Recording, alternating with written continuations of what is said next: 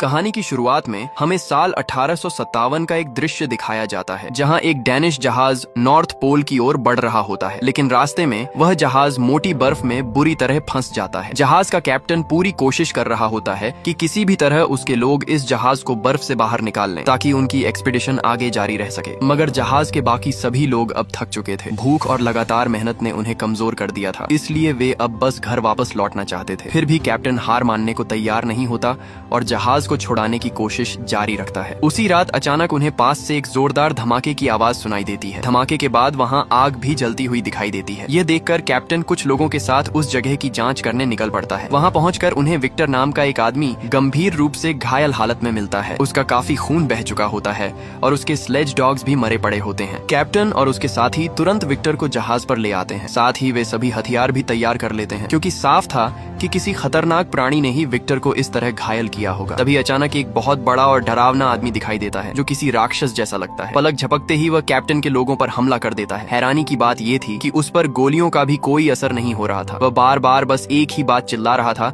कि उसे विक्टर चाहिए। वह जहाज पर चढ़ जाता है और रास्ते में आने वाले हर आदमी पर हमला करने लगता है। स्थिति को काबू में करने के लिए कैप्टन अपनी खास 4 बैरल वाली बंदूक निकालता है और उस राक्षस पर गोली चला देता है। गोली लगते ही वह जहाज से नीचे गिर जाता है, लेकिन वह इतना ताकतवर था कि अकेले ही पूरे जहाज को हिला देता है। आखिरकार कैप्टन उसी 4 बैरल वाली बंदूक से राक्षस के पास जमी बर्फ पर गोली चला देता है। गोली लगते ही बर्फ टूट जाती है और वह राक्षस बर्फ के नीचे ठंडे पानी में डूब जाता है। इसके बाद कैप्टन विक्टर के पास जाकर उससे पूछता है कि आखिर वह राक्षस था कौन। तब विक्टर हैरान करने वाली बात बताता है कि उस राक्षस को उसने खुद बनाया है। वह यह भी कहता है कि वह मॉन्स्टर कभी मर नहीं सकता और एक दिन जरूर वापस आएगा। तब तक वह राक्षस कैप्टन के 6 आदमियों की जान ले चुका था। कैप्टन को विक्टर की बातों पर यकीन नहीं होता और वह समझ नहीं पाता कि कोई इंसान ऐसा खतरनाक प्राणी कैसे बना सकता है। विक्टर अपनी पूरी कहानी सुनाना शुरू करता है। फ्लिक मूवीज की एक और धमाकेदार वीडियो में आपका स्वागत है। दरअसल विक्टर एक दिन युद्ध के मैदान से 10 ऐसी लाशें चुनकर लाता है जो बाकी के मुकाबले काफी सही हालत में थीं। लगभग 2.5 दिन तक लगातार रिसर्च करने के बाद आखिरकार उसे मृत शरीर को दोबारा जिंदा करने का तरीका मिल जाता है। इसके बाद वह लोगों के सामने एक ऐसा शरीर दिखाता है जो कई अलग अलग लाशों के टुकड़ों को जोड़कर बनाया गया था। फिर वह उस शरीर को बिजली से जोड़ देता है। यह नजारा पूरी तरह प्रकृति के नियमों के खिलाफ था, इसलिए वहाँ मौजूद सभी लोग हैरान होकर बड़ी बड़ी आंखों से ये सब देखने लगते हैं। विक्टर बड़े गर्व के साथ समझाता है कि इंसान का शरीर सिर्फ अंदर बहने वाली आत्मा से ही नहीं चलता, बल्कि एक और चीज होती है जिसे ची कहा जाता है, जो शरीर में लगातार घूमती रहती है। यह कहते हुए वह चांदी की सुई से उस शरीर के 6 खास बिंदुओं पर चुभौता है। तभी उसके पुराने ख्यालों वाले गुरु गुस्से में उसे डांटते हैं और कहते हैं कि बिना आत्मा के शरीर सिर्फ सड़ी हुई मांस की ढेर होता है। लेकिन विक्टर अपनी बात साबित करने के लिए एक छोटी गेंद उठाकर उस शरीर की तरफ फेंक देता है। वह शरीर गेंद को पकड़ लेता है। इसके बाद विक्टर उसके पास जाकर धीरे से कहता है, इसे नीचे रख दो। हैरानी की बात यह थी कि वह शरीर जैसे उसकी बात समझ गया और तुरंत गेंद को नीचे गिरा देता है। विक्टर को उम्मीद थी कि उसके इस चमत्कार की लोग तारीफ करेंगे, लेकिन उल्टा उसका गुरु गुस्से में खड़ा हो जाता है और साफ कह देता है कि वह इस तरह के अनैतिक और खतरनाक प्रयोग का कभी समर्थन नहीं करेगा। इसके बाद दोनों के बीच जोरदार बहस शुरू हो जाती है। इसी बहस के दौरान वह छोटी गेंद लुढ़कते हुए दर्शकों की तरफ चली जाती है, जिसे देखने आए एक हथियार व्यापारी हारलैंड उठा लेता है। वह अपनी आंखों से देखता है कि विक्टर उस शरीर से एक सुई निकाल देता है और उसी पल वह शरीर झटके खाते हुए फिर से मर जाता है। जीवन का इस तरह अचानक शुरू होना और खत्म हो जाना हारलैंड को बहुत दिलचस्प लगता है और उसी समय उसकी दिलचस्पी इस युवा वैज्ञानिक में बढ़ जाती है। कुछ समय बाद हारलैंड खुद विक्टर से मिलने उसके घर जाता है और उसे उसके छोटे भाई विलियम का एक खत देता है। उस खत से पता चलता है कि विलियम की सगाई उसकी भतीजी एलिजाबेथ से हो गई है, यानी अब वे लोग रिश्तेदार भी बन गए हैं। हारलैंड साफ साफ कहता है कि उसे विक्टर का प्रोजेक्ट बहुत दिलचस्प लग रहा है। वह विक्टर को 3 दिन बाद होने वाली अपनी पार्टी में आने का न्योता देता है और कहता है कि उस दिन वह उसे एक ऐसा तोहफा देगा जो उसकी पूरी जिंदगी बदल सकता है। यह बात सुनकर विक्टर सच में उत्सुक हो जाता है। पार्टी वाले दिन वह जल्दी पहुंच जाता है और अपने साथ अपनी रिसर्च नोटबुक भी लेकर आता है। अभी उसका प्रयोग पूरी तरह सफल नहीं हुआ था। उन छोटी छोटी बैटरियों से वह शरीर ज्यादा देर तक चल नहीं सकता था, इसलिए उस दिन भले ही वह सुई न निकालता, तब भी थोड़ी देर में बिजली खत्म होने के कारण वह शरीर फिर से मर जाता। विक्टर को लगता है कि शायद समस्या सिर्फ बिजली की नहीं है, बल्कि उसने अभी तक इंसानी शरीर को पूरी तरह समझा भी नहीं है। तभी हारलैंड उससे इवलिन एनाटॉमी डायग्राम की बात करता है। यह यूरोप का सबसे शुरुआती और बेहद मशहूर मानव शरीर का नक्शा था, जिसमें नसों और धमनियों को बहुत बारीकी से दिखाया गया था। मेडिकल के छात्रों के लिए यह किसी पवित्र चीज से कम नहीं था। संयोग से उसका सबसे बेहतरीन चित्र हारलैंड के पास ही था। जब विक्टर उस लकड़ी के बोर्ड पर बनी बेहद बारीक रेखाओं को देखता है तो उसे ऐसा लगता है जैसे कोई खजाना देख रहा हो, खासकर दिल वाला हिस्सा जो बेहद जटिल और खूबसूरती से बनाया गया था। उसी से बहने वाला खून पूरे शरीर को जिंदा रखता है। हारलैंड आगे बढ़कर कहता है कि वह विक्टर की सारी रिसर्च का खर्च उठाने के लिए तैयार है और बदले में उसे अभी कुछ नहीं चाहिए, बस सही समय आने पर विक्टर को उसकी एक शर्त माननी होगी। विक्टर थोड़ी देर के लिए सोच में पड़ जाता है। वह हमेशा अकेले काम करने का आदी था और अपने फैसले खुद लेने का भी, लेकिन कई सालों की मेहनत और अपने रिसर्च के सपने को देखते हुए आखिरकार वह हारलैंड की मदद स्वीकार कर लेता है। इसके बाद वे दोनों युद्ध में छोड़े गए एक पुराने घंटा घर को अपनी प्रयोगशाला बनाने का फैसला करते हैं। उस दिन जब विक्टर पहली बार उस विशाल टावर को देखता है तो वह एक साथ भव्य भी लगता है और डरावना भी, लेकिन विक्टर को वह जगह पहली नजर में ही पसंद आ जाती है और वह उसे अपनी जरूरत के हिसाब से बदलने की योजना बनाने लगता है। वह अतिरिक्त तौर पर शुद्ध चांदी से बना एक पूरा लाइटनिंग रॉड सिस्टम भी लगवाना चाहता है जो टावर के ऊपर से सीधे लैब तक आए। हारलैंड तुरंत मान जाता है और इस पूरे निर्माण काम की जिम्मेदारी विलियम को दे देता है। इतना पैसा खर्च करना और बिना शर्त भरोसा करना, हारलैंड के मन में असल में क्या चल रहा था ये कोई नहीं समझ पा रहा था। लेकिन इस फंडिंग के बाद विक्टर पूरी ताकत से अपने प्रयोग में जुट जाता है और जीवन को बदल देने वाले अपने बड़े प्रयोग की शुरुआत कर देता है।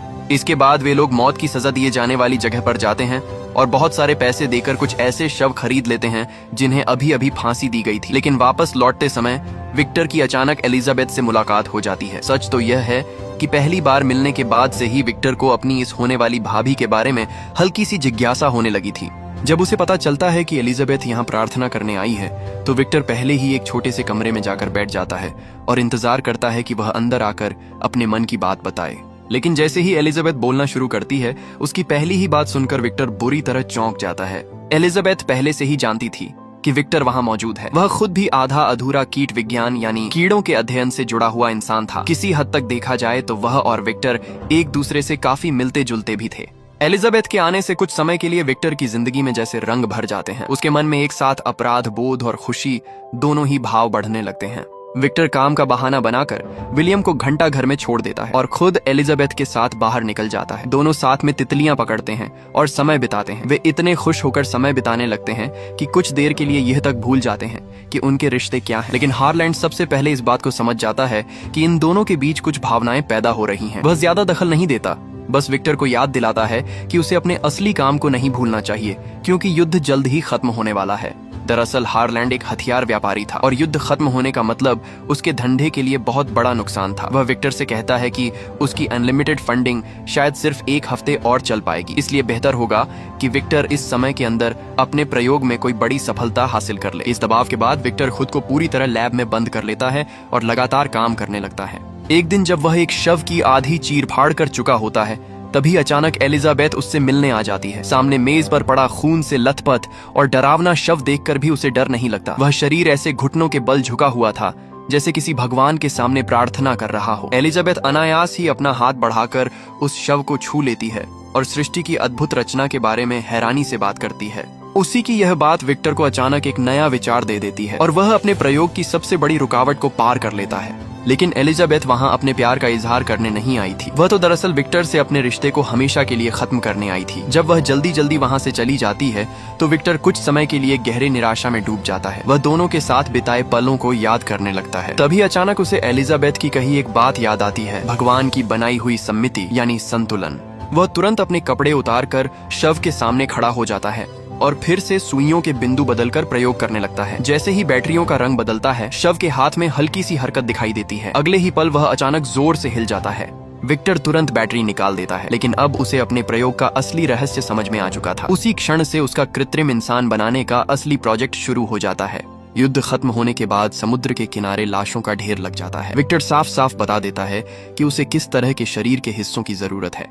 इसके बाद बड़ी संख्या में लाशों को लैब में लाया जाता है ताकि विक्टर उनमें से अपने काम के लिए अलग अलग हिस्से चुन सके। वो बहुत परफेक्शन चाहता था, इसलिए हर शव से सिर्फ सबसे अच्छा हिस्सा ही चुनता था। कभी किसी का पैर, कभी किसी का हाथ, कभी किसी खास जगह की नसें। उस समय उसके चेहरे पर जो भाव थे उन्हें देखकर लगता था जैसे कोई बढ़ई अपने हाथों से लकड़ी का बेहतरीन काम बना रहा हो और पूरी तल्लीनता से अपने काम में लगा हो। जब उसका बनाया हुआ शरीर लगभग तैयार होने वाला था तभी हारलैंड वहां पहुंचता है और खुद उस सिर को चुनता है जिसे विक्टर इस्तेमाल करने वाला था। उसी समय लैब के अंदर सूरज की हल्की रोशनी आ रही थी, लेकिन वह रोशनी भी उनके ऊपर छाए अंधेरे माहौल को खत्म नहीं कर पा रही थी। चारों तरफ अधूरे और कटे फटे शव पड़े हुए थे, लेकिन विक्टर को इसकी कोई परवाह नहीं थी। जब वह आखिरी आंख भी उस शरीर में लगा देता है और ऊपर देखता है तो जमीन पर खून बह रहा होता है और चारों ओर शरीर के टुकड़े बिखरे पड़े होते हैं। यह दृश्य किसी नरक से कम नहीं था, लेकिन विक्टर अपने मन में इसे न जाने कितनी बार पहले ही देख चुका था। वह अपने बचपन का एक छोटा सा मानव शरीर का मॉडल निकालता है और फिर अपने बनाए हुए विशाल शरीर को देखता है। बचपन के उस छोटे मॉडल से लेकर आज इस असली आकार तक पहुंचने में उसे कई दशकों का इंतजार करना पड़ा था। जैसे ही वह बैटरी उस शरीर से जोड़ने वाला होता है, तभी बाहर का मौसम अचानक बदल जाता है। तेज काले बादल और बिजली चमकने लगती है, मानो खुद प्रकृति भी उसके इस प्रयोग में साथ दे रही हो। आज की रात उस राक्षस के जन्म की रात होने वाली थी। विक्टर ने उस रात के लिए सारी तैयारियां कर ली थीं, लेकिन तभी उसे पता चलता है कि हारलैंड कहीं दिखाई नहीं दे रहा है। इतना महत्वपूर्ण पल था और जो इंसान इस पूरे प्रयोग का खर्च उठा रहा था वह वहां मौजूद ही नहीं था। तभी पर्दे के पीछे से हारलैंड की थकी हुई आवाज सुनाई देती है। वह विक्टर से कहता है कि उसकी छड़ी खोलकर उसमें रखी दवा निकाल दे। विक्टर हैरान होकर उसके पास जाता है और तभी उसे पता चलता है कि हारलैंड काफी समय से सिफिलिस जैसी गंभीर बीमारी से पीड़ित है। एक रात की गलती की वजह से उसे पूरी जिंदगी दवाइयों पर निर्भर रहना पड़ा था। चाहे उसके पास दुनिया भर की दौलत क्यों न हो, वह इस बीमारी के दर्द से नहीं बच पाया था। ये बीमारी उसके शरीर और हड्डियों को अंदर से खा रही थी और उस दर्द ने उसे लगभग पागल बना दिया था। इसी वजह से जब उसने विक्टर के प्रयोग के बारे में सुना तो उसके मन में एक नई उम्मीद जगी। उसने सोचा कि अगर उसका दिमाग किसी नए शरीर में दोबारा जीवित हो सके तो शायद वह हमेशा के लिए मौत से बच सकता है। आखिरकार हारलैंड अपनी असली शर्त सामने रख देता है। वह विक्टर से पूछता है कि क्या वह अपने दिमाग को इस नए शरीर में रहने देना चाहेगा, यानी क्या वह इस अधूरे शरीर को अपना नया घर बनाना चाहता है। यह सुनकर विक्टर की आंखें फैल जाती हैं। कुछ पल सोचने के बाद वह तुरंत इस प्रस्ताव को ठुकरा देता है। उसका कहना था कि अभी सही समय नहीं आया है, ये उसका पहला प्रयोग है और वह इसमें किसी भी तरह की गलती नहीं चाहता। इसके अलावा हारलैंड का दिमाग पहले ही बीमारी से प्रभावित हो चुका था और विक्टर नहीं चाहता था कि उसका बनाया हुआ शरीर किसी तरह से दूषित हो जाए। विक्टर हारलैंड को जवाब देने का मौका भी नहीं देता और तुरंत लाइटनिंग रॉड लेकर टॉवर की ऊंचाई पर चढ़ने लगता है। बाहर तेज तूफान चल रहा था और बारिश भी हो रही थी। कई दिनों से ठीक से आराम न करने की वजह से विक्टर का हर कदम भारी लग रहा था। जब आसमान में बिजली चमकती है उस पल उसकी आंखों में थकान के साथ साथ जिद भी साफ दिखाई देती है, लेकिन जैसे ही उसे याद आता है कि उसकी सफलता दुनिया को बदल सकती है, उसके अंदर फिर से ऊर्जा आ जाती है। जब वह नीचे वापस आता है तब तक हारलैंड लगभग निराशा की हालत में पहुंच चुका था। वह लगातार विक्टर से विनती करता रहता है कि वह उसकी मदद करे, क्योंकि अब जिंदा रहना ही उसका सबसे बड़ा जुनून बन चुका था। अपने मकसद को पूरा करने के लिए वह विक्टर के औजार तक छीन लेता है और उसे धमकी देने लगता है, लेकिन तभी अचानक विक्टर उस पर झपट पड़ता है। दोनों के बीच हाथापाई शुरू हो जाती है और इसी दौरान औजार जमीन पर गिर जाते हैं। हारलैंड की ताकत पहले ही खत्म हो चुकी थी, इसलिए वह संतुलन खोकर सीधे नीचे गिर जाता है। जब तक विक्टर नीचे पहुंचता है तब तक हारलैंड का सिर बुरी तरह टूट चुका होता है। मरते समय भी उसके मन में बस एक ही इच्छा थी, किसी भी तरह जिंदा रहना। अपने टूटे हुए औजारों को देखकर और अपने वर्षों की मेहनत को याद करते हुए भी विक्टर रुकता नहीं है। वह मशीन को चालू कर देता है और बिजली गिरने का इंतजार करने लगता है। लाल रंग की बैटरियां एक एक करके जलने लगती हैं और ऊपर लगा बिजली पकड़ने वाला उपकरण गूंजने लगता है। मशीन से भारी आवाजें आने लगती हैं। जैसे ही उपकरण अपनी सही जगह पर पहुंचता है, चांदी की नुकीली सुई धीरे धीरे नीचे उतरती है और सीधे उस शरीर की ओर बढ़ती है, लेकिन उस सुई में मौजूद हल्की सी गलती पूरे प्रयोग को अनिश्चित बना देती है। आखिरकार बिजली गिरती है और टॉवर के ऊपर लगे लाइटनिंग रॉड पर जोरदार चमक के साथ टकराती है। उस पल रंग बिरंगी रोशनी फैल जाती है और प्रकृति की वह ताकत सीधे नीचे पड़े शरीर पर गिरती है, लेकिन वही छोटी सी गलती बैटरियों को भी प्रभावित कर देती है। विक्टर खुद को बचाने के लिए छिप जाता है, लेकिन उसकी आंखें लगातार उस शरीर पर टिकी रहती हैं जो मशीन पर बंधा हुआ था। तेज बिजली के झटके से उस मृत शरीर का दिल, जो काफी समय से बंद था, अचानक फिर से धड़कने लगता है। उसी पल वह राक्षस पैदा हो जाता है, लेकिन विक्टर को यह दिखाई नहीं देता। जब वह शरीर से बैटरियां हटाकर उसके पास झुककर सुनता है तो सब कुछ फिर से शांत लगता है। शरीर में कोई हरकत नहीं होती। वह कई बार दिल को दबाकर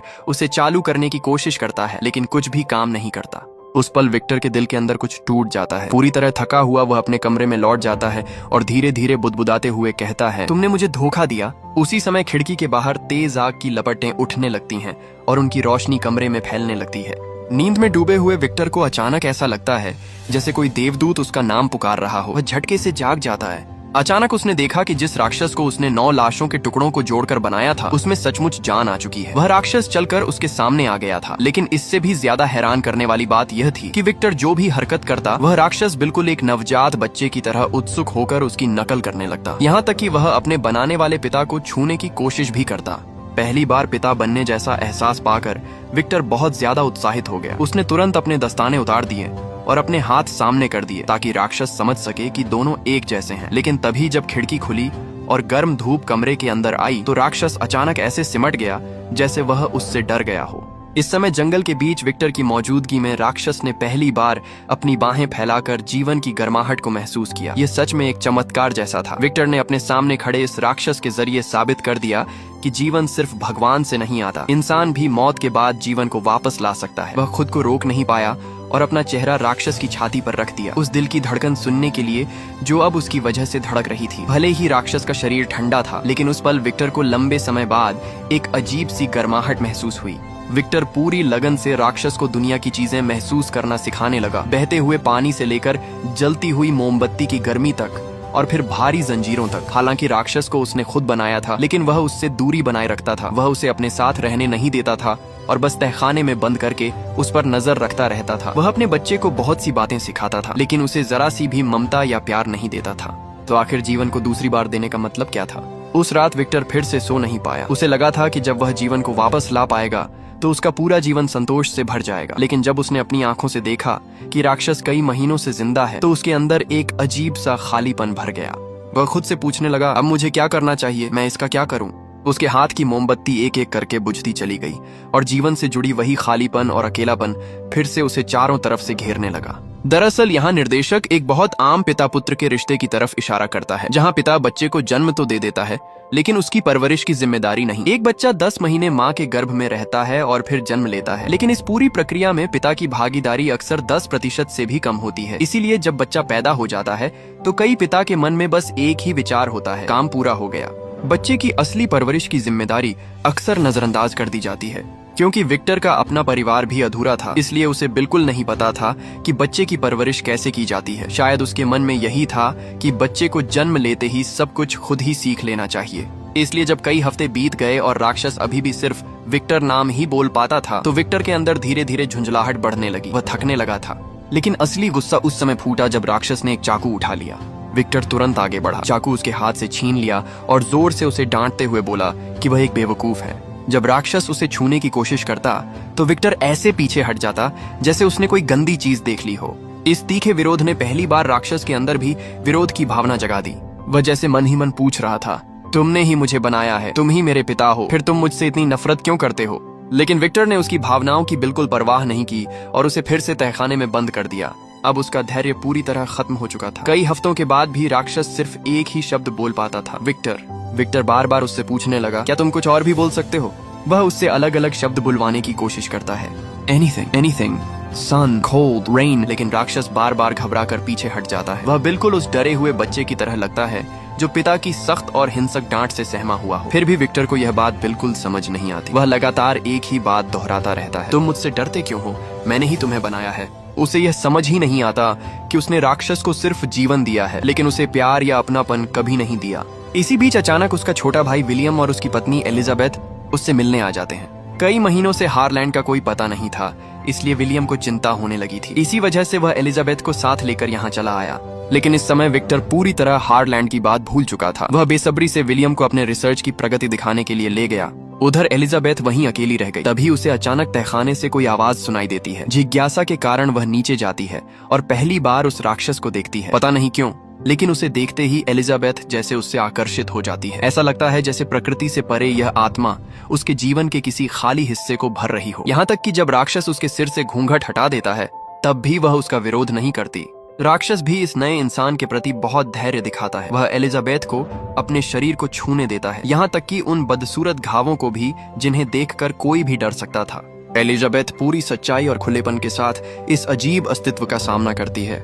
लेकिन अफसोस की बात यह है कि उसके पिता ने उसे सही सोच और समझ नहीं दी। उन्होंने उसे ऐसे ही ठंडे और अंधेरे तहखाने में एक जंगली जानवर की तरह जीने के लिए छोड़ दिया था। आखिरकार विक्टर अपने परिवार के सामने उस राक्षस को ले आता है, जैसे कोई अपना बनाया हुआ सामान दिखा रहा हो। वह उसके शरीर की तरफ इशारा करते हुए बताता है, यानी उसके घावों का भरना भले अनियमित है, लेकिन यह एक असाधारण चीज है। जब परिचय खत्म हो जाता है तो राक्षस को फिर से बाहर भेज दिया जाता है, लेकिन एलिजाबेथ के उस छोटे से स्पर्श ने उसके दिल में एक गहरी चाह पैदा कर दी थी। एलिजाबेथ के आने से जैसे माँ की कमी थोड़ी भर गई। ऐसा लगता है जैसे महिलाओं के अंदर बच्चों को सिखाने की एक स्वाभाविक क्षमता होती है। वह धैर्य से झुककर राक्षस से बात करती है और आसपास के माहौल की बिल्कुल परवाह नहीं करती। वह उसके साथ खेलती है और जब राक्षस उसे एक पत्ता ला कर देता है तो वह मुस्कुराकर उसे ऐसे स्वीकार करती है जैसे कोई बहुत कीमती चीज हो। फिर वह राक्षस का हाथ अपने गले पर रखती है ताकि वह शब्दों के उच्चारण की कंपन को महसूस कर सके। सिर्फ कुछ ही मिनटों में राक्षस दूसरा शब्द सीख जाता है, एलिजाबेथ। वह बिल्कुल एक खाली कागज की तरह था जिसे किसी के मार्गदर्शन की जरूरत थी ताकि वह रंगों से भर सके और इस समाज का हिस्सा बन सके। लेकिन जिस इंसान ने उसे इस दुनिया में लाया था वही उसे सिखाने के लिए धैर्य नहीं रखता था। उस रात विलियम आखिरकार विक्टर से एक सवाल पूछता है, विक्टर, क्या तुमने कभी खुद से पूछा है कि उस आदमी के शरीर के हर हिस्से में से किस हिस्से में आत्मा रहती है? विक्टर इस सवाल का कोई जवाब नहीं दे पाता और उस रात वह फिर से सो नहीं पाता। जब एलिजाबेथ तहखाने से बाहर आती है तो विक्टर बस हल्के से कह देता है, तुम्हें उस चीज के पास नहीं जाना चाहिए। ये सुनकर एलिजाबेथ तुरंत नाराज हो जाती है। वह कहती है, वह जीव सिर्फ एक ही शब्द बोल सकता है, सिर्फ एक, विक्टर विक्टर विक्टर। फिलहाल उसके लिए यही शब्द सब कुछ है। उसकी तीखी बातों से विक्टर का चेहरा गंभीर हो जाता है। वह इस बात पर विश्वास ही नहीं कर पाता कि एक राक्षस के अंदर भी आत्मा हो सकती है, और शायद एक साधारण इंसान से भी ज्यादा पवित्र आत्मा। बहस के बाद उसका गुस्सा और बढ़ जाता है। वह सीधे राक्षस के पास जाता है और उसे ऐसे आदेश देने लगता है जैसे किसी कुत्ते को ट्रेनिंग दे रहा हो। वह चिल्लाता है, हाँ, अपना पैर आगे बढ़ाओ तुम जानवर, मुझे अपना पैर दो। तभी राक्षस जोर से उसका नाम पुकारता है, विक्टर। उसकी हर पुकार में अलग अलग भावना छिपी होती है, जैसे वह पूछ रहा हो, तुम मेरे साथ ऐसा क्यों करते हो? क्या मैं तुम्हारा बच्चा नहीं हूँ? तुम मेरे साथ थोड़ा धैर्य क्यों नहीं रख सकते? लेकिन विक्टर बहुत जिद्दी था। उसके दिमाग में अब यह बात बैठ चुकी थी कि यह राक्षस एक नाकाम प्रयोग है और शायद अब इसमें इंसानों पर हमला करने की प्रवृत्ति भी आ गई है। अगले दिन वह सीधे विलियम को मुर्दा घर ले गया और उसे अपने फाइनेंसर हारलैंड की लाश दिखाई। उसने झूठ बोलते हुए कहा कि राक्षस ने गलती से हारलैंड को मार दिया है। अपने बड़े भाई पर पूरा भरोसा करने वाला विलियम यह सुनकर तुरंत डर गया। अब उसके मन में उस राक्षस के लिए गहरा भय पैदा हो गया। उसने घबराकर विक्टर से पूछा कि अब उसे क्या करना चाहिए। विक्टर ने उसे कहा कि वह एलिजाबेथ को लेकर तुरंत यहाँ से चला जाए। उसने कहा कि वह जल्द ही उस राक्षस की जिंदगी खत्म कर देगा।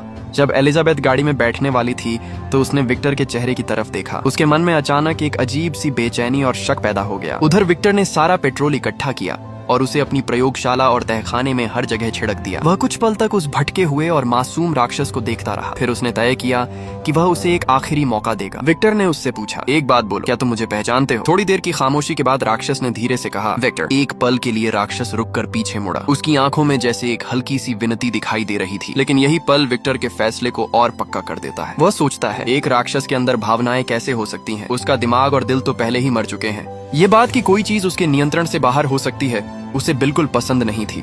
उस समय विक्टर बिल्कुल एक पुराने जमाने के कठोर परिवार के मुखिया जैसा बन चुका था। उसके लिए बच्चों का हर कदम उसके नियंत्रण में होना चाहिए था। अगर कोई बच्चा उसके नियंत्रण से बाहर हो जाए तो यह उसकी सत्ता के लिए चुनौती बन जाता है और ऐसे में उसका नतीजा अक्सर विनाश ही होता है। कुछ ही पलों में आग तेजी से फैलने लगी और पूरे कमरे को घेर लिया। राक्षस चारों तरफ से आग में फंस गया। वह दर्द और निराशा में जोर जोर से विक्टर का नाम पुकारने लगा।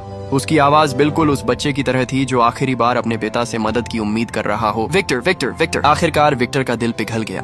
शायद उस पल उसे याद आया कि कभी वह खुद कितनी बेसब्री से इस राक्षस के जन्म का इंतजार कर रहा था। वह तुरंत मुड़कर आग के अंदर दौड़ पड़ा, लेकिन तभी एक जोरदार धमाका हुआ और वह उछलकर दूर जा गिरा। जब एलिजाबेथ को कुछ गड़बड़ होने का एहसास हुआ और वह वापस लौटी, तब तक बहुत देर हो चुकी थी। घंटाघर पूरी तरह नष्ट हो चुका था। विक्टर खून से लथपथ जमीन पर पड़ा था। उधर राक्षस आग के बीच बार बार विक्टर का नाम पुकार रहा था, लेकिन उसे कोई जवाब नहीं मिला। आखिरकार निराशा में उसने अपने पिता की लगाई हुई जंजीरों को तोड़ दिया और तहखाने के रास्ते से बाहर भाग गया। ठंडा समुद्र का पानी उसे अपने अंदर खींच लेता है और उसके साथ उसकी दर्द भरी यादों को भी बहा ले जाता है। जब राक्षस दोबारा होश में आता है तब वह समुद्र किनारे आकर बह चुका होता है। जब उसने दोबारा आंखें खोली तो वह खुद को एक घने और बिल्कुल जंगली जंगल के बीच पाया। चारों तरफ ऊंचे पेड़, नमी से भरी हवा और अजीब सी खामोशी थी। उसे समझ ही नहीं आ रहा था कि वह कहाँ है। वह बस बिना किसी दिशा के इधर उधर भटकता रहा। चलते चलते उसकी नजर एक खोपड़ी पर पड़ी और वह मासूमियत में उसे हाथ में उठाकर खेलने लगा। उसे यह बिल्कुल भी पता नहीं था कि वह क्या चीज है या इसका क्या मतलब है। उसके लिए यह बस एक अजीब सी वस्तु थी। थोड़ी देर बाद उसने जमीन पर पड़े एक कंकाल को देखा। उसने बिना सोचे समझे उस कंकाल के ऊपर का कपड़ा उतार लिया और उसे खुद पहन लिया। यह सब वह किसी समझ से नहीं बल्कि बस अपनी सहज प्रवृत्ति से कर रहा था। कुछ समय बाद उसे एक छोटा सा प्यारा हिरण दिखाई दिया। वह हिरण बहुत मासूम था और जिज्ञासा से उसे देख रहा था। राक्षस भी उसी तरह उसे देखने लगा और फिर धीरे धीरे उसकी हरकतों की नकल करने लगा। हिरण ने एक पेड़ से फल तोड़ा तो उसने भी वैसा ही किया और एक फल तोड़ लिया। उसी पल उसने सीखा कि खाना कैसे खाया जाता है। इसके बाद उसने वही फल उस छोटे हिरण को भी दे दिया। यह बिल्कुल बराबरी का व्यवहार था, जैसे हर नया पैदा हुआ जीव स्वाभाविक रूप से करता है। उस समय यह राक्षस बस इस दुनिया के साथ शांति से रहने की कोशिश कर रहा था। उसके अंदर कोई बुराई नहीं थी, वह बस जीना सीख रहा था। लेकिन अचानक एक तेज गोली की आवाज गूंजी। इस आवाज ने न केवल उस छोटे हिरण को डराकर भगा दिया बल्कि गोली राक्षस के शरीर में भी जा लगी। उसका शरीर पहले से ही जगह जगह से घायल और टूटा हुआ था और अब उस पर एक और चोट लग गई। तभी आसमान से ठंडी बारिश गिरने लगी। राक्षस डरकर फिर से भाग गया। कुछ देर बाद उसने देखा कि उसके शरीर का घाव अपने आप भर चुका है। यह देखकर वह हैरान रह गया। फिर भी उसके अंदर एक अजीब सी ठंड भरने लगी। यह ठंड उसके शरीर की नहीं थी, यह कुछ और था। एक ऐसा एहसास जो उसने पहले कभी महसूस नहीं किया था। यह था अकेलापन। ऐसा अकेलापन जो शरीर को नहीं बल्कि आत्मा को ठंडा कर देता है। बारिश से बचने के लिए वह एक घर के गोदाम में छिप गया। वहां एक चूहा उसे इधर उधर ले गया और आखिर उसे एक ऐसा कोना मिल गया जहां छत से पानी नहीं टपक रहा था। वह अपने शरीर को समेटकर बैठ गया और खुद को शांत करने की कोशिश करने लगा। धीरे धीरे थकान ने उसे घेर लिया और वह वहीं गहरी नींद में सो गया। लेकिन अगली सुबह उस घर के लोग वापस आ गए। उनमें से 3 लोग वहीं थे जिन्होंने पहले उस पर हमला किया था। यह एक बहुत ही जीवंत और खुशहाल परिवार था। घर में एक शिकारी बेटा था और एक बूढ़े दादा भी थे जिनके बाल पूरी तरह सफेद हो चुके थे। दादा काफी समय पहले अपनी आंखों की रोशनी खो चुके थे। वह अंधे थे, लेकिन फिर भी वह अपनी छोटी पोती का हाथ पकड़कर उसे दुनिया को महसूस करना सिखाते थे। वह उसे चीजों को छूकर, सुनकर और महसूस करके दुनिया समझाते थे। इस परिवार का गर्मजोशी भरा माहौल देखकर राक्षस के दिल में एक अजीब सी भावना पैदा हुई। वह उनसे जलने लगा, लेकिन यह जलन नफरत की नहीं थी बल्कि उस खुशी को पाने की चाहत की थी जो उनके पास थी। वह अब भी अंधेरे में छिपा रहता था, लेकिन उसके दिल में धीरे धीरे एक छोटी सी रोशनी पैदा होने लगी। वह दीवार के उस पार से इंसानों की भाषा सीखने लगा। जब बूढ़े दादा किसी शब्द को बोलकर अपनी पोती को सिखाते तो राक्षस भी चुपचाप उसी शब्द को दोहराने की कोशिश करता। वह किसी से बात नहीं करता था, लेकिन फिर भी उसे पहली बार महसूस हुआ कि खुशी क्या होती है। धीरे धीरे वह इस परिवार का एक छुपा हुआ सदस्य बन गया। वह उनसे बिना दिखाई दिए उनकी मदद करने लगा। जब उसने उस आदमी को यह कहते सुना कि लकड़ी काटना बहुत मुश्किल काम है, तो वह रात के अंधेरे में जंगल जाकर ढेर सारी लकड़ियां काट लाता और चुपचाप उनके आंगन में रख देता। जब सुबह घर वालों ने यह देखा तो बूढ़े दादा ने मुस्कुराकर कहा कि शायद कोई जंगल की आत्मा उनकी मदद कर रही है। उन्होंने अपने बेटे से कहा कि वह छोटी पोती को गोद में उठाए और घर के हर कमरे की ओर मुड़कर धन्यवाद कहे। जब राक्षस ने यह गर्मजोशी भरे शब्द सुने तो उसके दिल में बहुत खुशी हुई। उस दिन के बाद से वह इस परिवार का एक तरह से रक्षक बन गया। वह उनके लिए काम करता, भेड़ों के बाड़े को ठीक करता और चुपचाप उनकी मदद करता रहता। बदले में कभी कभी उन्हें भी उसकी मौजूदगी का आभास होता और वे उसके लिए छोटी छोटी चीजें छोड़ जाते। कभी एक कपड़ा, कभी एक रोटी और कभी फूलों का छोटा सा गुच्छा। लेकिन ज्यादातर समय वह अब भी किसी अंधेरे कोने में छिपा रहता और बस उनकी खुशियों को चुपचाप सुनता रहता। लेकिन एक दिन भेड़ियों का झुंड वहां आ गया और इस शांत जीवन को तोड़ दिया। घर के बाहर आए भेड़िए खाने की तलाश में थे और घर का शिकारी अपने परिवार को बचाने के लिए उनसे लड़ रहा था। उनके बीच कोई व्यक्तिगत दुश्मनी नहीं थी, बस उनकी पहचान अलग थी, इसलिए यह हिंसक टकराव होना तय था। उसी समय राक्षस को पहली बार समझ आया कि पहचान कितनी महत्वपूर्ण होती है। जैसे उसे इस दुनिया ने जन्म से ही स्वीकार नहीं किया था, जबकि उसने कोई बुरा काम नहीं किया था। कुछ लोगों का जन्म ही ऐसी किस्मत लेकर होता है जिसे दुनिया समझ नहीं पाती। इस हमले में शिकारी परिवार को भारी नुकसान हुआ, इसीलिए उन्होंने शहर लौटने का फैसला किया। लेकिन बूढ़े दादा राक्षस को रोकना चाहते थे। उन्हें लगा कि शायद यह एक मौका है। उस रात बूढ़े दादा ने दरवाजा खोला और उस दुनिया की ओर कदम बढ़ाया जिसकी चाहत राक्षस हमेशा से करता था। उन्हें शायद पहले से ही अंदाजा था कि वह कोई साधारण चीज नहीं है। भले ही वे देख नहीं सकते थे, लेकिन उन्होंने बड़े प्यार से राक्षस का स्वागत किया और कहा कि वह खुद से शराब और रोटी ले ले। यह पहली बार था जब राक्षस ने कांच की बोतल को छुआ। डर के मारे उसके हाथ से बोतल छूट गई और शराब की बोतल टूटकर बिखर गई। बूढ़े दादा कुछ कहते उससे पहले ही वह डर के मारे कांपने लगा। बूढ़े आदमी ने उसकी घबराहट महसूस की और धीरे धीरे अपना हाथ आगे बढ़ाया, जैसे दोनों के बीच की दूरी कम कर रहे हों। उन्होंने धीरे से कहा, तुम किससे डर रहे हो? तुम्हारे हाथ तो बर्फ की तरह ठंडे हैं, ऐसे रहोगे तो खुद को चोट पहुंचा लोगे। उन्हें यह नहीं पता था कि इस राक्षस ने क्या क्या सहा है। उन्हें बस उसके लिए दया महसूस हो रही थी। यह दया किसी स्वार्थ से भरी नहीं थी, बल्कि बस एक बुजुर्ग का अपने से छोटे के लिए सच्चा स्नेह था। जब उन्हें पता चला कि राक्षस के पास रहने की कोई जगह नहीं है, तो उन्होंने उसे वहीं रहने की इजाजत दे दी और कहा कि वह उनके साथ रह सकता है। राक्षस के मार्गदर्शन में बूढ़े आदमी का हाथ धीरे धीरे उसके सिर तक पहुंचा। उन्होंने हल्के से उसके सिर को थपथपाया। उस पल राक्षस को लगा कि उसकी आंखें गर्म हो रही हैं, जैसे उनमें से कुछ बहने वाला हो। वह अचानक बूढ़े आदमी की बाहों में झुक गया। उसी पल उसकी भटकती हुई आत्मा को पहली बार एक ठिकाना मिल गया।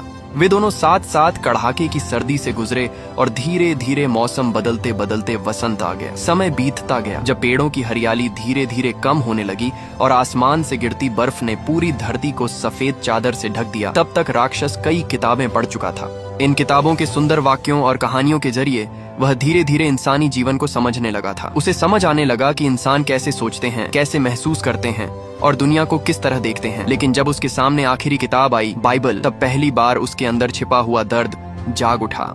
इस किताब को पढ़ते पढ़ते उसके मन में अपने अतीत के बारे में जानने की तीव्र इच्छा पैदा हुई। वह जानना चाहता था कि वह आखिर है कौन, कहां से आया है और उसे जीवन क्यों मिला। जब उसने यह सवाल बूढ़े दादा से पूछा, तो बूढ़े आदमी ने बहुत शांति से जवाब दिया कि अगर भगवान ने उसकी यादें उससे छीन ली हैं, तो शायद यह भी एक तरह का आशीर्वाद है, क्योंकि कई बार अतीत इतना दर्दनाक होता है कि उसे भूल जाना ही बेहतर होता है। उन्होंने कहा कि इंसान की जिंदगी को दर्द और नफरत में नहीं खोना चाहिए। माफ करना और भूल जाना ही असली समझदारी है। जिसने तुम्हें चोट पहुंचाई उसे जाने दो और उस दर्द को समय के साथ मिट जाने दो। लेकिन राक्षस ने धीरे से कहा, मैं उस चीज को कैसे माफ करूं जिसे मुझे याद ही नहीं। उसे अपने अतीत की सिर्फ 2 बातें याद थीं, एक पुराना घंटा घर और उस इंसान का नाम जिसने उसे बनाया था, विक्टर। बूढ़े आदमी ने उसे हौसला दिया और कहा कि अगर उसके दिल में यह सवाल बार बार उठ रहा है तो उसे जाकर सच ढूंढ लेना चाहिए। बूढ़े आदमी की इस बात से हिम्मत पाकर राक्षस फिर से उस जगह पर लौट गया, उसी घंटा घर में जहां से उसकी कहानी शुरू हुई थी।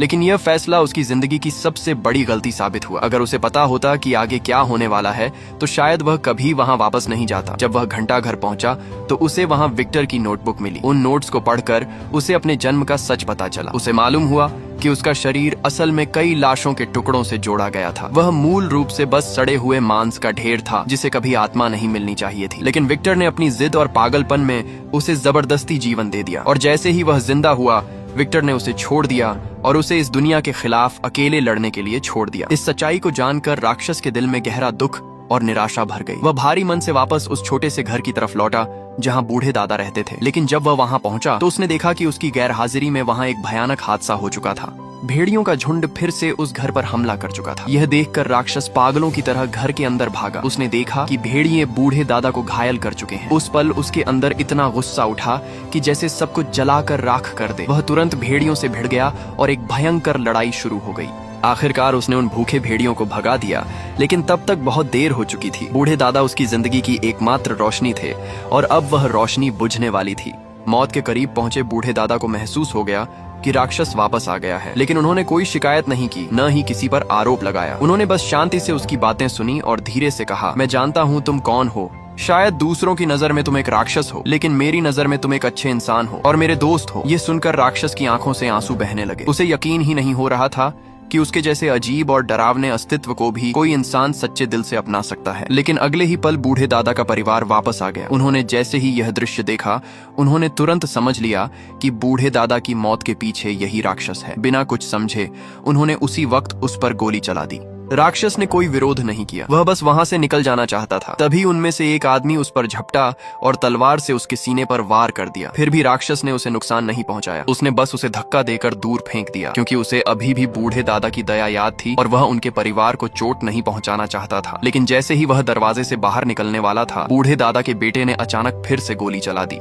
गोली लगते ही राक्षस जमीन पर गिर पड़ा। उस पल उसे लगा कि शायद उसकी दर्द भरी जिंदगी आखिर खत्म होने वाली है। लेकिन कुछ देर बाद जब बर्फीला तूफान गुजर गया तो वह फिर से उठ खड़ा हुआ। उसके घाव एक बार फिर अपने आप भर चुके थे। ठंडी हवा उसके गले के अंदर तक उतर रही थी और उसका अकेलापन पहले से भी गहरा हो गया था। उसने सिर उठाकर आसमान की तरफ देखा। ठंडी चांदनी उसके ऊपर पड़ रही थी, लेकिन उसे जमीन पर अपनी परछाई तक दिखाई नहीं दे रही थी। उस पल उसे लगा कि भगवान उसके साथ बेहद क्रूर हैं, क्योंकि उन्हें तो यहाँ तक मंजूर नहीं कि उसे मौत भी मिल जाए। उस दिन के बाद राक्षस ने एक बार फिर विक्टर को ढूंढ निकाला। ये मुलाकात उस समय हुई जब विक्टर अपने छोटे भाई विलियम और एलिजाबेथ की शादी में मौजूद था। चारों तरफ खुशी का माहौल था, लोग हंस रहे थे, संगीत बज रहा था और हर कोई इस नए रिश्ते का जश्न मना रहा था। बाहर से देखने पर ऐसा लग रहा था कि विक्टर अब अपने पुराने दुखों को पीछे छोड़ चुका है, लेकिन भीड़ और खुशियों के इस माहौल के बीच भी उसके दिल में एक गहरी खालीपन की भावना थी। उसकी जिंदगी में जिन लोगों को उसने बनाया था और जिनसे वह प्यार करता था, वे सब किसी न किसी तरह उससे दूर हो चुके थे। समय के साथ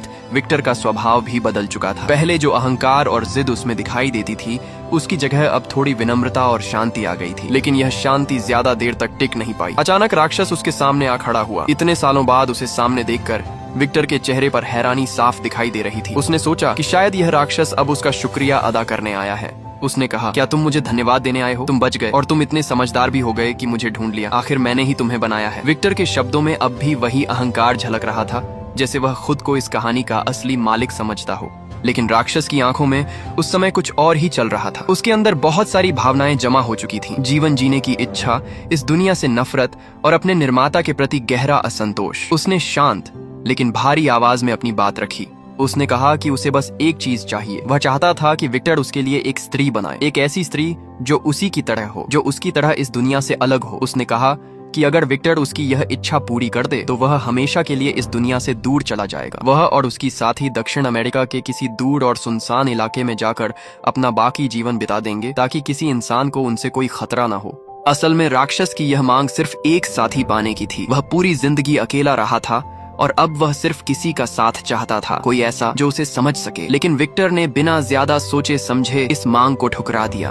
उसने गुस्से में कहा कि वह दोबारा वही गलती नहीं करेगा। उसने साफ शब्दों में कहा कि वह इस दुनिया में एक और राक्षस पैदा नहीं होने देगा। अगर दो ऐसे जीव इस दुनिया में रहेंगे तो शायद वे आगे और भी ऐसे जीव पैदा कर देंगे और इससे पूरी मानवता के लिए खतरा पैदा हो सकता है। विक्टर के इन शब्दों में डर भी था और घमंड भी। उसने राक्षस को तुरंत वहां से चले जाने के लिए कहा। उस पल वह पूरी तरह भूल गया कि इस राक्षस के जन्म का असली कारण वही खुद था। उसी की जिद और जुनून ने इस जीव को पैदा किया था और अब वही उसे एक बेकार चीज की तरह ठुकरा रहा था।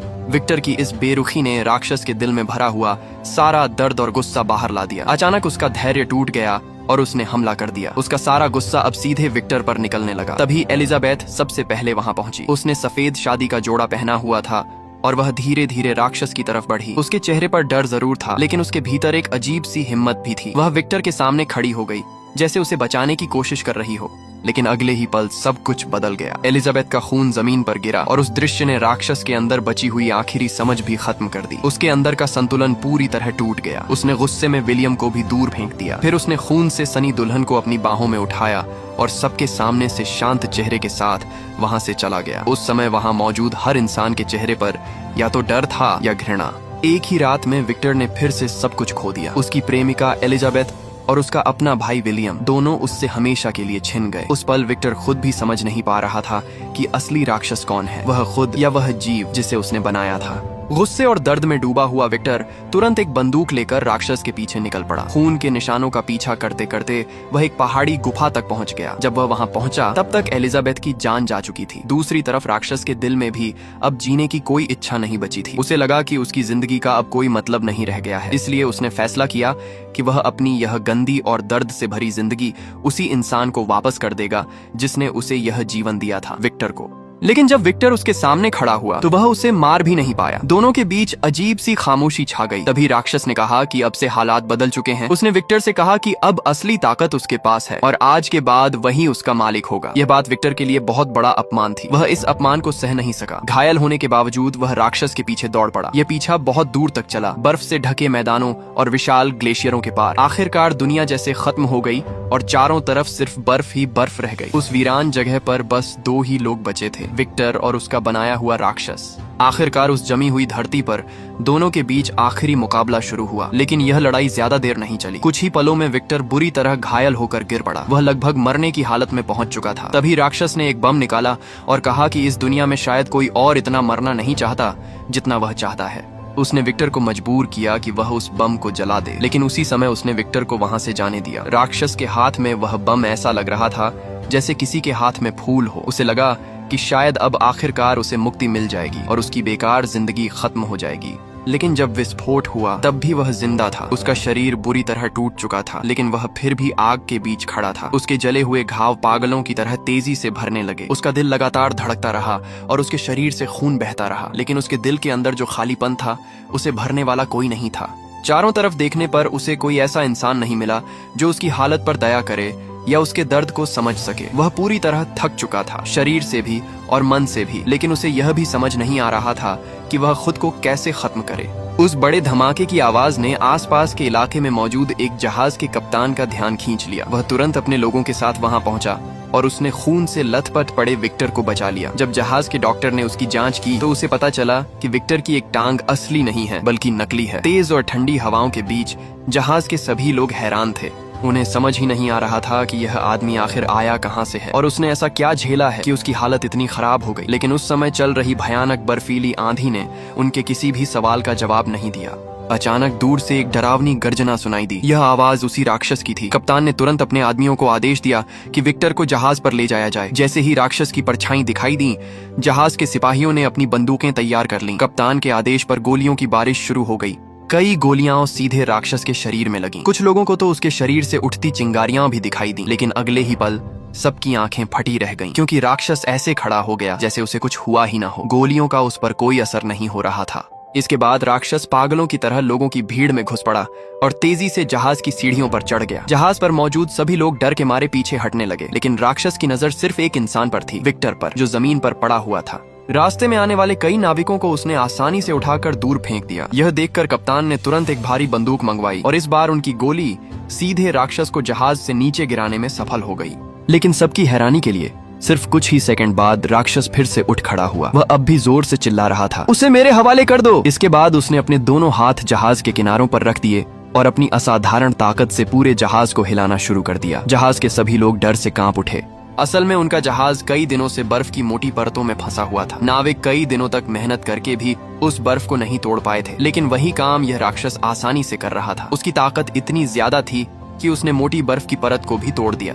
यह देखकर कप्तान ने तुरंत बर्फ की तरफ गोली चलाई। बर्फ टूट गई और उसी दरार में फिसलकर राक्षस ठंडे समुद्र में गिर गया। उस पल ऐसा लगा कि खतरा टल गया है। जब कप्तान ने यह खबर विक्टर को बताई तो विक्टर अचानक घबरा गया। उसने कहा कि वह राक्षस अमर है। जब तक वह खुद जिंदा है तब तक वह राक्षस जरूर वापस आएगा और उसे ढूंढकर ले जाएगा। लेकिन विक्टर की बात खत्म भी नहीं हुई थी कि कमरे के बाहर कुछ आवाज सुनाई दी। कप्तान को लगा कि शायद नाविकों में फिर से कोई हलचल हो रही है, इसलिए उसने दरवाजा खोलकर देखा। लेकिन दरवाजा खुलते ही वह चौंक गया, क्योंकि सामने वही राक्षस खड़ा। राक्षस धीरे धीरे अंदर आया और अपने पुराने निर्माता विक्टर की तरफ देखने लगा। फिर पहली बार उसने शांत स्वर में कप्तान से कहा कि उसके पास भी एक कहानी है जिसे वह सुनाना चाहता है। उसने आग से बचने के बाद अपने साथ हुई हर घटना, हर तकलीफ और हर दर्द को एक एक करके सुनाया। उसकी पूरी कहानी सुनने के बाद विक्टर के चेहरे पर पछतावा साफ दिखाई देने लगा। अपनी जिंदगी के आखिरी पलों में उसे एहसास हुआ कि उसने कितना बड़ा अपराध किया है। उसने अपने बचे हुए हाथ से राक्षस का हाथ पकड़ा और धीरे से कहा, मुझे माफ कर दो, मैंने गलती की। विक्टर ने पूरी जिंदगी अपने पिता से नफरत की थी, क्योंकि उसे कभी उनसे प्यार और समझ नहीं मिली। लेकिन उसने यह नहीं समझा कि वही गलती उसने खुद भी दोहराई थी। उसने भी अपने बनाए हुए इस जीव को प्यार देने के बजाय उसे अकेला छोड़ दिया था। आखिरकार उस पल दोनों के बीच सुलह हो गई। जब राक्षस ने पहली बार उसे पिता कहकर पुकारा तो शायद उसी पल वे दोनों सच में इंसान बन गए। भले ही यह माफी बहुत देर से आई थी, लेकिन राक्षस ने उसे स्वीकार कर लिया। सुबह होने से ठीक पहले राक्षस उस जहाज से चला गया। जाते जाते उसने जहाज को धक्का देकर बर्फ से बाहर निकाल दिया। कई दिनों से बर्फ में फंसा वह जहाज आखिरकार आजाद हो गया। जब नाविकों ने दोबारा अपने जहाज को चलाया तो उनका सफर अब किसी अनजान मंजिल की तरफ नहीं था, बल्कि वे वापस उसी रास्ते पर लौट रहे थे जहां से आए थे। उधर बर्फ से ढकी उस वीरान जगह पर सूरज धीरे धीरे डूब रहा था। राक्षस अकेला खड़ा आसमान की तरफ देख रहा था। उसी समय उसकी आंखों से एक आंसू गिरा। उसका दिल टूट चुका था, लेकिन वह अब भी धड़क रहा था। यही जीवन का सबसे बड़ा चमत्कार है, दिल टूटने के बाद भी जीता रहता है। विक्टर की पूरी जिंदगी एक खालीपन से भरी थी। अपने पिता की बेरुखी और सख्ती के कारण वह हमेशा जीवन के रहस्य और अमृता को पकड़ने की कोशिश करता रहा। उसने सोचा कि अगर वह जीवन को अपने हाथों में कैद कर लेगा तो उसे सुरक्षा और सुकून मिल जाएगा। लेकिन उसके इसी जिद ने एक और त्रासदी को जन्म दिया। विक्टर अपने पिता से कभी माफी नहीं सुन पाया, लेकिन उसने कम से कम अपने बनाए हुए इस बेटे से माफी मांग ली। यह राक्षस देखने में भले ही डरावना था। उसके शरीर पर बदसूरत निशान थे, उसकी त्वचा पीली थी और उसकी आंखें गहरी धंसी हुई थीं, लेकिन उसका दिल किसी भी इंसान से ज्यादा संवेदनशील और मासूम था। जन्म के पल से ही वह इस दुनिया से जुड़ना चाहता था। उसने हमेशा लोगों से सीखने और उनके साथ रहने की कोशिश की, यहाँ तक कि जब उसे बार बार चोट मिली तब भी उसने दुनिया से बदला लेने के बारे में नहीं सोचा।